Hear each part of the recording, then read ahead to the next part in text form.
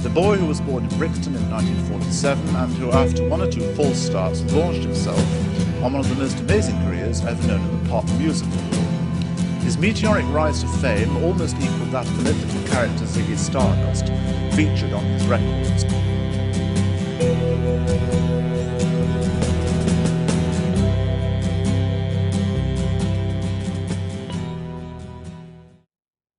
David Bowie began his wildly unconventional life in an ordinary working-class London neighbourhood.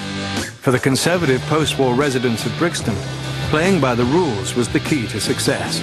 But by rejecting conformity, David Bowie would ironically become Brixton's most famous native son.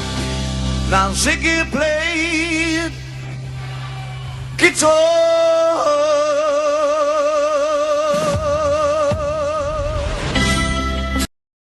I wanted to be a musician because it seemed rebellious, it seemed subversive. David had already sort of prepared himself for fame, you know. Even when I met him at 9, you know, he was kind of already going that direction.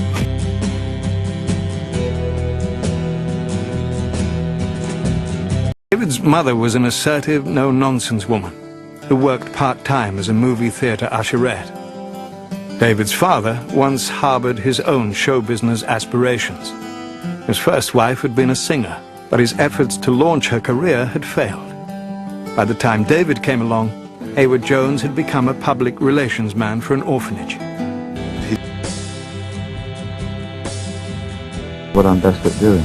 I'm not an original thinker. What I'm probably best at doing is synthesizing those things in society or culture that I find rivetingly exciting. And I guess what I end up doing is refracting those things and producing some kind of glob of how it is that we live at this particular time. I'm not a guy that gets on stage and tells you how my day's just gone. Straight from the heart. I couldn't do that. I love what artists who do that, and I admire them tremendously. I don't have that talent, and it's not a thing that interests me. The early 70s would prove to be Bowie's most prolific and innovative period. Between 1970 and 1973, he would release 5 groundbreaking albums, with 1972 marking the debut of his influential Ziggy Stardust character. Ziggy was an image that would become an androgynous sex symbol. The songs had the pop simplicity of glam, hook-filled mass appeal, but lyrical depth that worked across the whole spectrum of modern music. Bowie had positioned himself as the linchpin of the glam revolution, bringing glam to millions and giving it artistic credibility and a solid image. Being an artist, ever since I was a kid, the one thing I really wanted to do was to affect the medium. You know, that was like very important to me.